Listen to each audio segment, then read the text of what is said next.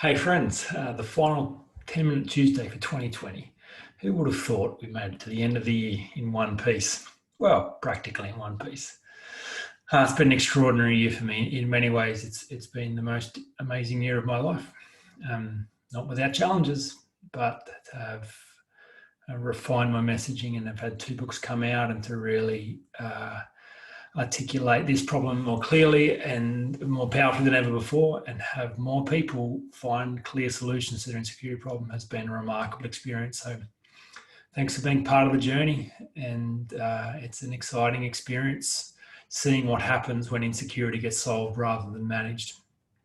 So I want to end the year on this one idea that so much about insecurity results from imprecise speech. So Jordan Peterson, 12 Rules for Life, Rule 10 says, be precise in your speech. I'm going to read an excerpt from his book in a moment because I just can't say it better than he does. But the point is, fear unexamined grows. So much about insecurity as a problem that becomes a dysfunction into madness is simply because it's imprecise. The way people understand it, define it, talk about it, and go to solve it is with imprecise speech. And so the simplicity of just being precise about the exact nature of the problem, precise about the exact points in time when that problem was created, precise about exactly what you're going to do instead, precise about the future you desire for yourself, precise about what you're going to do about it, precise about your part in this mess. Like, there is so much that comes out of that precision, and so much that is halted through imprecision. Be precise in your speech. Let me read from Jordan. If you haven't read the 12 Rules for Life, don't let me tell you what to do, please. It's in my top one or two, possibly three books ever. I listened to it on audio probably 2 years ago for the first time. It took me 3 or 4 months to get through it. Every time I drove and had it playing in my ears, it felt like my soul was being nurtured. Such wisdom, such extraordinary wisdom, such beautiful words. Rule 10, be precise in your speech. Let me read this to you.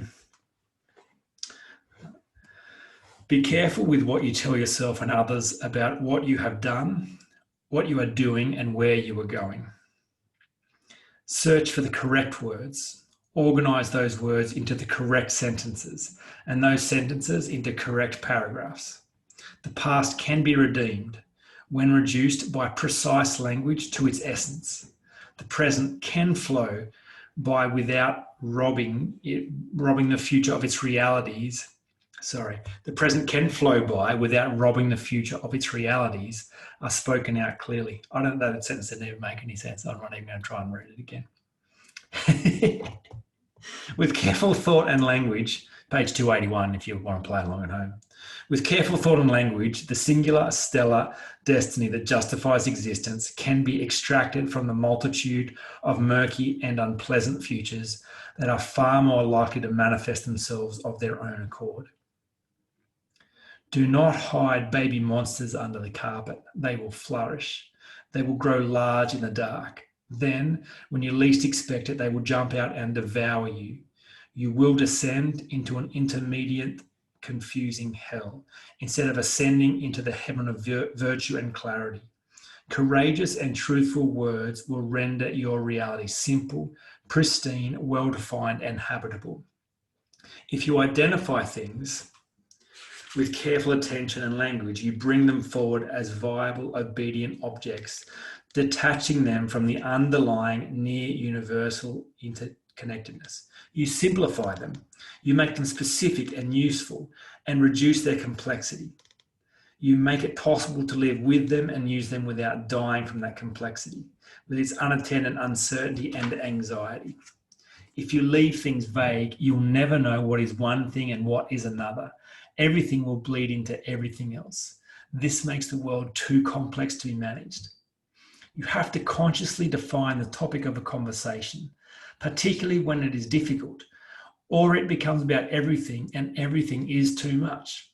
This is so frequently why couples cease communicating. Every argument degenerates into every problem that ever emerged in the past.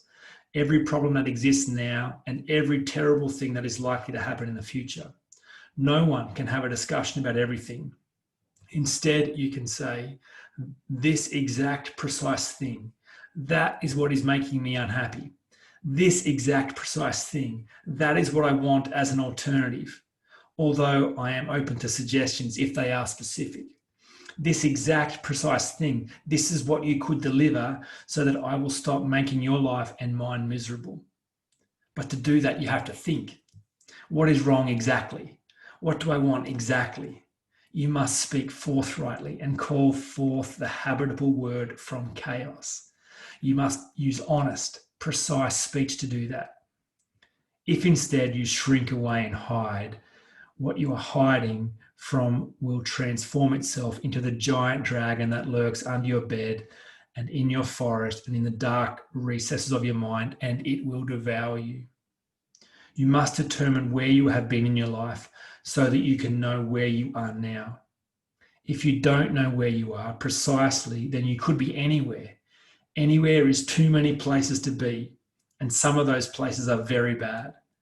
You must determine where you have been in your life, because otherwise you can't get to where you are going. You can't get from point A to point B unless you already are at point A. If you are just anywhere, the chances you are at point A are very small indeed. You must determine where you are going in life, because you cannot get there unless you move in that direction. Random wanderings will not move you forward. It will instead disappoint and frustrate you and make you anxious and unhappy and hard to get along with, and then resentful and then vengeful and then worse. Say what you mean so that you can find out what you mean. Act out what you say so you can find out what happens. Then pay attention. Notice your errors. Articulate them. Strive to correct them. That is how you discover the meaning of your life. That will protect you from the tragedy of your life. How could it be otherwise? Confront the chaos of being. Take aim against a sea of troubles. Specify your destination and chart your course. Admit to what you want. Tell those around you who you are. Narrow and gaze attentively and move forward forthrightly. Be precise in your speech.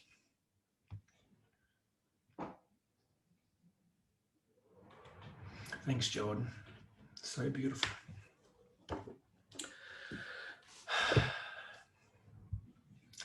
I can't add anything to that. Thank you for being part of this, and not just being part of this, but for your work in solving this problem in your life this year, because by doing so, you raise the collective consciousness of the planet and we all win.